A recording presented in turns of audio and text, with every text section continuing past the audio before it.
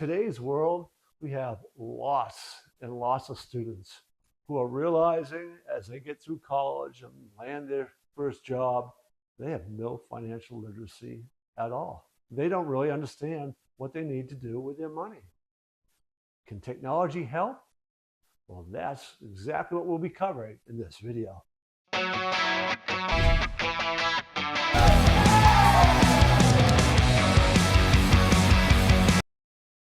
So the question that's being asked presupposes that technology does help.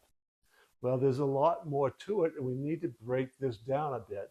As always, I'm concerned with mindset. So we got to talk about how beliefs will factor in. Can technology help with that? What about your emotions that you're having? And when we talk about technology, what specifically are we talking about? Computer apps? What is it we're talking about? And habits. How will that factor in? All those things are really what's going to go into helping to answer that question about technology and financial literacy. Let's begin to break this down. First of all, the question presupposing how does technology, so it's presupposing technology does help money management. So technology is going to show you or teach you or help you manage the money. But with having the apps and all, if you don't have fundamental beliefs about things like money, wealth, poverty, then the app's not going to do anything, because it's those beliefs that are going to drive your decision-making strategy. It's going to drive how you think about and act around money, what you do with your paycheck, how you're going to go about spending. The apps, all right, going to help you manage it. And some, I will say this, are designed to try to help reinforce some good habits. And we'll talk about that in a moment. But without the foundation beliefs deep in your core, the apps themselves aren't going to fully benefit you, because you won't actually use them in the right way or use them consistently. Right? So first and foremost, you've got to begin to identify what beliefs do you have around the big three: money, wealth, and poverty. When you identify those, then you can begin to try to analyze them as far as which might be hindering you from really getting control of your money. We also want to look at those beliefs from wealthy people, people who understand finances. What beliefs do they have? And there's lots of books out there, lots of resources for finding those. Then you can begin to see how yours match up. The other thing that we need to analyze, like we do with any of our mindset stuff, is what emotions are we still carrying, right? What feelings do we have related to the big three again: money, wealth, and poverty, right? So as we think about some of those beliefs, as you think about some of your memories growing up, how do you feel about that? So for example, growing up, my dad was a professional. He was an architect, right? He made a decent income. He wasn't a super wealthy guy.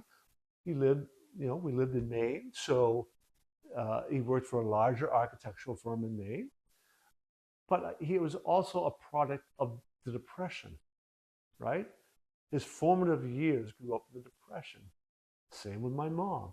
Same with that generation, many of them. So their beliefs were a little bit different.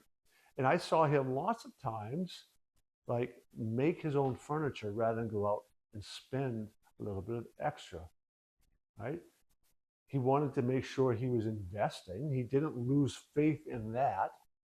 But his emotions around money impacted his decisions. But my emotions were impacted by things like that, right?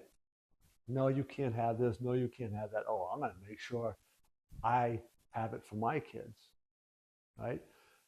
My emotions around those impacted, and not always rightly. My generation was a lot different than our parents' generation, And a lot of that was around those experiences growing up of parents who grew up in depression, and we kind of swung the pendulum maybe too far in the other direction, right? So no doubt about it, you want to figure out what sort of emotions are attached to some of those beliefs that you've had and experiences you had, because they will influence decisions that you make. All right, so now we have technology, lots of technology to help manage and analyze money. Technology, anything from spreadsheets to things like Quicken and TurboTax. And I use an app for my budgeting every dollar. And Money Minds. There's lots of apps out there that are all designed to, one, show you and teach you and help you manage your money, analyze where your money is going, create a budget, make it functional. And I will tell you point blank up front, I always had a budget. I was taught to have a budget. Oh, couldn't follow a budget. My wife and I, we had such a difficult time following a budget. I had it, and inevitably, we never really met our financial goals because we had a horrible time trying to meet our budget. As soon as I switched to the app every dollar, I followed our budget. It was, I had no real true explanation except having it on my phone as well as on my computer, and having my wife have it on her phone and computer made tracking it, following it much easier. No other explanation. I became a huge fan of it, right? We were able to finally meet our savings goals and things simply by switching to that app. So it can help you. They even have courses on some of these apps to help teach you financial literacy. But again, if you do not have the mindset associated, you're probably not going to take those courses that are offered through some of these apps in order to develop that financial literacy. The app in and of itself will help you manage it, but it will not teach you specifically these beliefs and these values and the things around money and wealth and poverty that you need to have to accumulate it, right? Again, they may have the courses. Without the mindset, you're not going to take the course, or you might start it and you won't finish it. That is true across the board, all right? So apps are powerful, important. I recommend them, need to use them, but they are not the end all to be all. The last thing we need to talk about when it comes to financial literacy is the habits. So having an app is great, but you need to have habits around using the apps, about regularly checking and doing the things that we used to do the old-fashioned way, handwriting things like you write a check and you keep in a register. And I can still remember my dad getting his first pocket calculator, right? It was like $100, add, subtract, multiply, divide. It had a constant function, but now it's portable. He didn't just have an adding machine anymore. Now he could have this and he could do some financial stuff wherever he was, right? Quick calculations. He was so excited about that, right? Now these little calculators like he had, which fit into a shirt pocket, I mean, they give those away, right? Those are like free gimmies. And we've come so far. I also remember when he first got a computer and the spreadsheet. He was so excited about the spreadsheet, what a spreadsheet could do.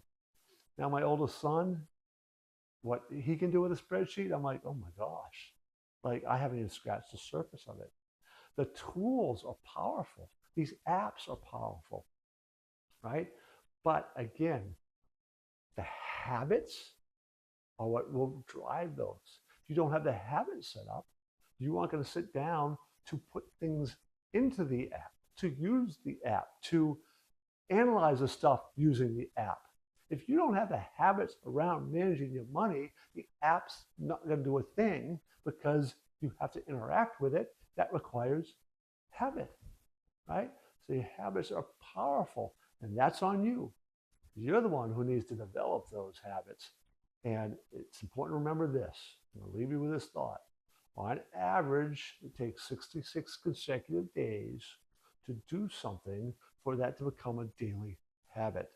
If that gets interrupted, it's starting all over again. I've seen it with my own kids. They don't have habits around money management. They don't do it. All right. So, real important to help your children at a young enough age to build those habits.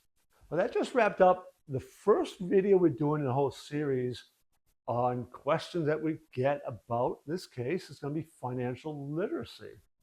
Now, we have lots of different topics. We've done mental health issues and regular mindset issues and college issues and education and sports, all those. In fact, one of the ones we just did, you might want to check that one out. That is how youth sports can teach morals, right? That's one from our youth sports series. So check out any of those videos, come back and watch another.